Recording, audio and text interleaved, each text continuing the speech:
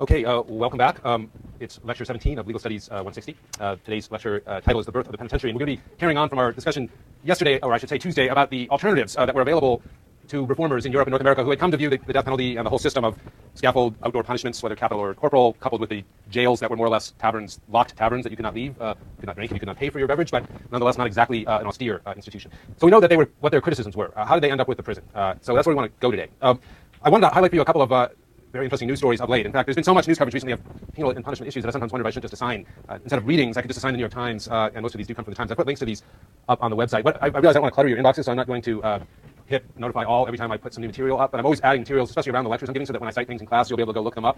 What I'll try to do is do like one a day that notices everybody, so that you'll kind of be aware that I'm putting more stuff up, and then you'll know to check, and you'll usually find that I put more than that up. But I wanted to just highlight a couple of these, because I know some of you are still nailing down paper topics. Is that right? Or most of you kind of already completely committed? Well, I see some shaking heads, so there's always a chance to rethink, or maybe you're still looking for topics. I think these are just examples of things that are interesting. I did notice, by the way, today reading over our paper memo to you, and this is only of interest to people obviously here and not those listening to the course exclusively online who don't have a paper option for this course. And that is that we said in the memo that your paper should be 3,000 words. And I'm not a rhetoric professor, but I should have had one read the memo because it's a little ambiguous. Does that mean that your paper must be exactly 3,000 words, that it cannot be more than 3,000 words, or that it cannot be less than 3,000 words? And as you can imagine, those can have different consequences for the stress you may feel on the night before you hand this in. The rule is that it must be less than 3,000 words. In other words, you have 3,000 words to dazzle us, entertain us, edify and educate us. If you can do it in less than that, certainly don't pack stuff in there that you don't think helps. But it's up to 3,000 words, and we will ask you to include a word count, but it makes it easier than page limits and other things to just keep track of how many you have. So just a couple of these recent news items.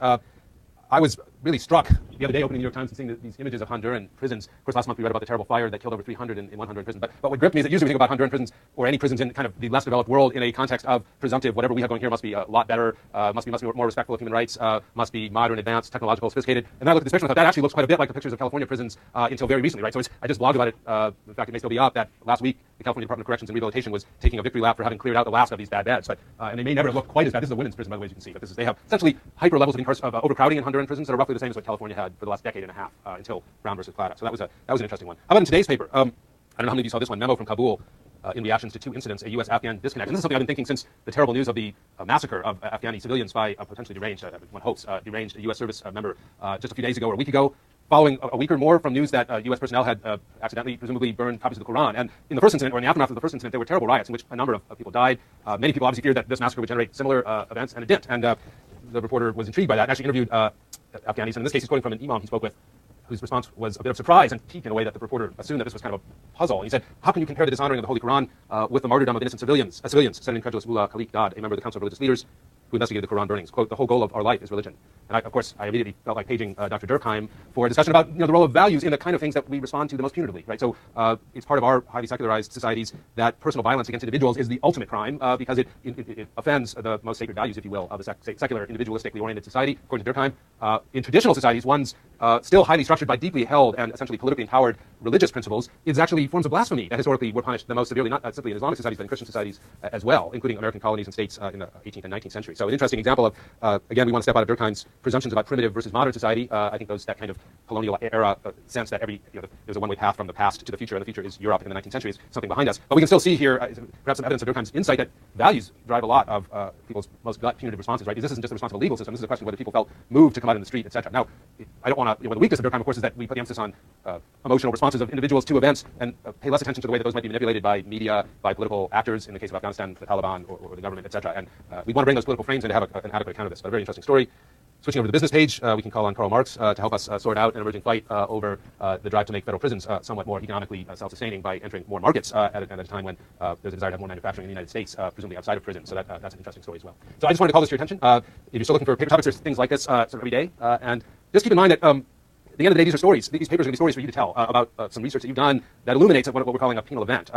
Don't think that the toolkits we've offered you, and I don't know how well we've done it sort of illuminating them, but we've at least put them on offer, are designed to be just answers that you can kind of toss in there. So telling us that, for instance, 3 strikes is an inevitable result of capitalism doesn't tell us very much, because we can say that about virtually every form of the modern penitentiary or prison since the 18th century. It's had something to do with features of capitalism. But what? These are questions that are being begged by the social theory and science toolkits that we've looked at, not answers, or at least road answers. Well, let me turn to today's topic, the birth of the penitentiary.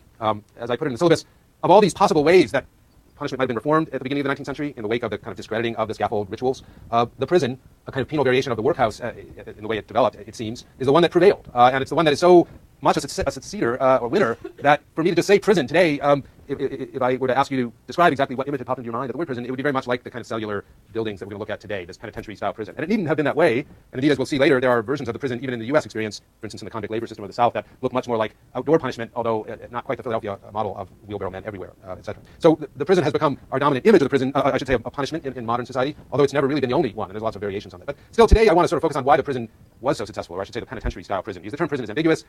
You can read translations of the Bible that refer to prisons, Joseph being in a prison in Egypt, and I'm quite sure it wasn't the Eastern State Penitentiary in terms of its aspirations, or it probably looked a lot more like the jail of the 18th century, a kind of dungeon. But the prison as penitentiary is a term, a word that we'll learn a little bit more the meaning of, even though it's lost a lot of that sense as we proceed. But there's basically 4 questions I want to ask about this today. Why did the prison appeal so much, given all these other options we saw?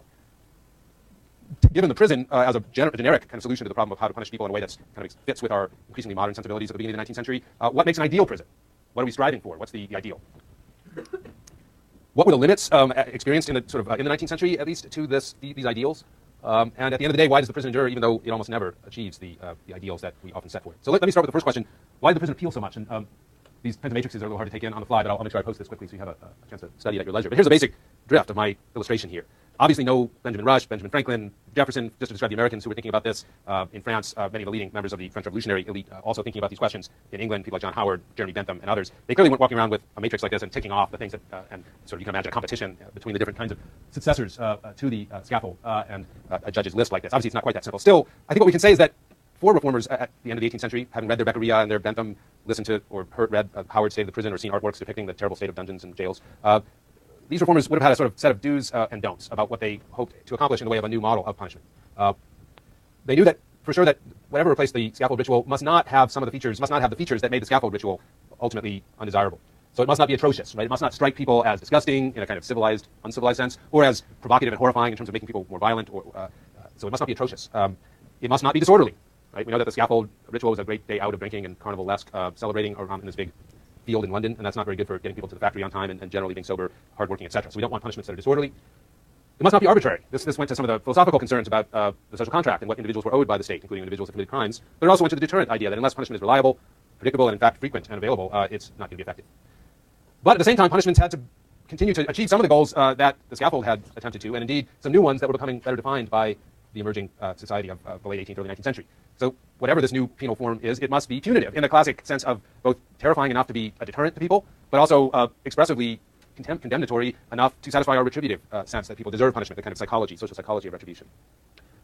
More so than the traditional scaffold rituals that had let lots of people escape any meaningful punishment or just with symbolic punishments like a branding on the thumb, there was a real concern that the new punishments must be truly incapacitative. They've got to eliminate at least the most threatening people from their ability to threaten us. I mean, hanging had done that, but we weren't hanging enough, or at least a big enough portion of this growing, in a sense, criminal population to satisfy these concerns. And incapacitation is an important issue. Basically, the jail wasn't really it was in principle incapacitative because there was a lock on the door, but it wasn't a very strong lock. If you bribed the jailer enough, almost certainly you could get out, or at least get things out of the jail. And finally, a sense that had really emerged from Beccaria and from others, Bentham, that the punishments must be reformatory. And that's something that the scaffold rituals had never really attempted to be, although perhaps in trying to scare the bejesus out of somebody by waving a sword over their head when they thought they were going to be executed. Now, as you can see, as you go through some of these alternatives, you can see why, in some ways, the prison prevailed. It simply did better on these criteria than many of the alternatives. The jail, as it existed in the 18th century, obviously did not satisfy any of the do-nots. In fact, it was atrocious too often, totally disorderly, highly arbitrary in the sense that you could live like a king if you had enough money or die of starvation if you were poor. At the same time, it was unclear in its punitive effects. The wheelbarrow law, which was adopted and debated in Philadelphia, but comparable forms of outdoor symbolic but also practical public labor were debated in Europe as well. That's certainly not atrocious. But is it disorderly? It might be. If you've got some wheelbarrow man out there and everyone's interested in what he's doing, and maybe they're passing him a bottle of wine, or they're friends of his, and pretty soon you've got a little bit of a scaffold going on the corner, and you don't really want that. It's not necessarily arbitrary, the wheelbarrow system. You could have a system of public labor that was fairly precise and measured. It's punitive. Certainly walking around with a wheelbarrow and having to do hard physical labor in the hot Philadelphia summer sun or the cold Philadelphia winter conditions could be punitive. Is it incapacitative? Not really, because the wheelbarrow man may or may not be being watched carefully enough by the local constabulary to be reliably. I mean, they could take a break from filling a pothole and perhaps burglarize a nearby house in that role. Certainly it promised to be reformatory, much as labor in prison would be. The workhouse, which is sort of the model for the prison, I think most historians would agree, or the model that most imprints itself on the emerging prison. As you can see, it runs the deck. It is not all the things that punishment should not be anymore, and it is, or at least seems like it could be, all the things that punishment should be. Notice so is transportation. And so we end up with a world where you could have transportation as the modern form of punishment. And of course, the real problem is just there's not enough Australias to go around, right? You need a place that you can actually send people where they can't come back very easily. Even Australia wasn't really Australia in the way that the English had hoped it would be. If you've read your Dickens, you'll know that the ability of the convict in Great Expectations to kind of elude the transportation system and come back from Australia is one of the dramatic themes of that book. And as you know, Dickens, as you know from today's reading, very interested in penal modes, and he knew what he was writing about, including about transportation. For the U.S., it was never really practical because our empire was contiguous on the continent. And on one hand, we wanted to settle the West, so we didn't really want to stick a lot of convicts out there. On the other hand, there would have been nothing to stop those convicts from coming back. So it looks like, in some respects, the workhouse-style prison meets most successfully, in some ways, the expectations that people had for it. So what makes an ideal prison? Actually, I got my slides out of order. What made an ideal prison? If we're going to have a prison, what makes an ideal prison? Well, a terrific source for us to contemplate what an ideal prison would have been to these 18th century reformers is a reading I've now put up, and I should have put it as a recommended reading all along. In fact, what I'm going to do is add some of these readings to the recommended list, which means that you're not going to be tested on them, other than what's on the slides and what's in the lecture. But we'll give you a way to keep track of what I have up on the website for you that is relevant to each class's lecture. But in any event, Bentham, who we've already met way back at the beginning of the class as the great political economist of English law, who wanted to remake English law to be a system of very transparent, clear rules so that we could have real deterrence, also, in his very entrepreneurial spirit, came up with a plan for a penitentiary, which he had actually hoped to sell with his brother, who was also something of an entrepreneur, to the Russian government, which was actually quite a reform-oriented government under the czars of that era. In any event, Bentham's Panopticon was never picked up by anybody, at least nobody paid him for it, but like many of us who write for a living, we often fear that maybe our ideas simply become other people's ideas without either the credit or the cash. And in this case, it's almost certainly the case that Bentham's ideas were very influential, even though his personal pitch to be the presider and the capitalist in charge of this particular penitentiary idea never came to pass. Nonetheless, you can read the whole thing on the web now, his letters, he called it. They were basically pamphlets or brochures he wrote to advertise what he called the Panopticon or inspection house. And since he writes that before you look at it, you should read something, let's read it. He said, before you look at the plan, take in words the general idea of it. The building is circular. The apartments of the prisoners occupy the circumference. You may call them, if you please, the cells. These cells are divided from one another, and the prisoners by that means secluded from all communication with each other by partitions in the form of radii issuing from the circumference toward the center and extending as many feet as shall be thought necessary to form the largest dimension of the cell. The apartment of the inspector occupies the center. You may call it, if you please, the inspector's lodge. It will be convenient in most, if not all cases, to have a vacant space or an area all around between such center and such circumference. You may call it, if you please, the intermediate or annular area. And this is what he had in mind. As you can see, the cells on the outside, the inspection tower or the inspector's lodge on the inside of the circle, an empty space, windows letting light into the cells so they can the prisoner inside can work or read the Bible or whatever they're supposed to do. But also that light, of course, will carry through to the inspection house. And that is the key ideal being expressed by Bentham's Panopticon, this idea of inspection. He says to say all in one word, and he's a very economic guy, it will be found applicable, I think, without exception, to all establishments whatsoever. And Bentham, by the way, thought this was a model that could be used to build schools, factories, all kinds of establishments, in which, within a space not too large to be covered or commanded by buildings, a number of persons are meant to be kept under inspection, right? So think about it. That's what the jail, in principle, was supposed to be, a building, covered building, in which a number of persons were meant to be under inspection. Now, we know that, other than the jailer making sure that he got paid for everything that came in and out of the jail, there really wasn't much inspection going on. And it's very much that Bentham has in mind replacing.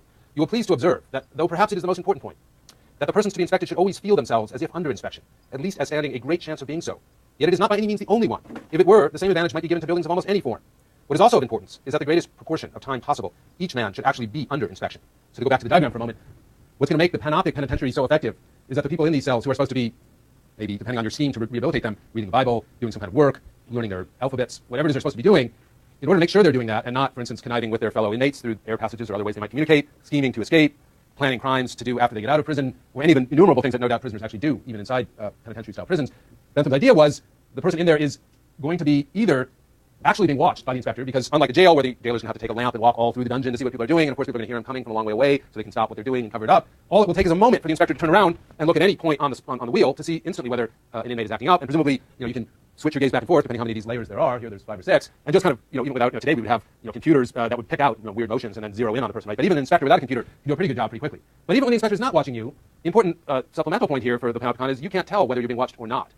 Because one of the things that I don't quote here, but it's in the plan, is there's a little divider in the middle of the lodge of the inspector. And the doors, he was very meticulous in his design. The doors would actually overlap so that you could walk from one side to the other, but light could not pass from one side to the other, which meant that whenever a prisoner looked out at the inspection house, all they would see is light coming back at them from the other parts of the periphery. They would never actually be able to see whether the inspector was looking at them or not. So that was the basic idea. And this is, as you can see, a surveillance strategy. And part of what makes an ideal prison is a prison in which you can surveil everybody readily. And here's his point that this is just a broad technology of power that could function and help almost any kind of enterprise, no matter how different or even opposite the purpose, whether it be that of punishing the incorrigible, guarding the insane, reforming the vicious, confining the suspected, employing the idle, maintaining the helpless, curing the sick, instructing the willing in any branch of industry, or training the rising race in the path of education.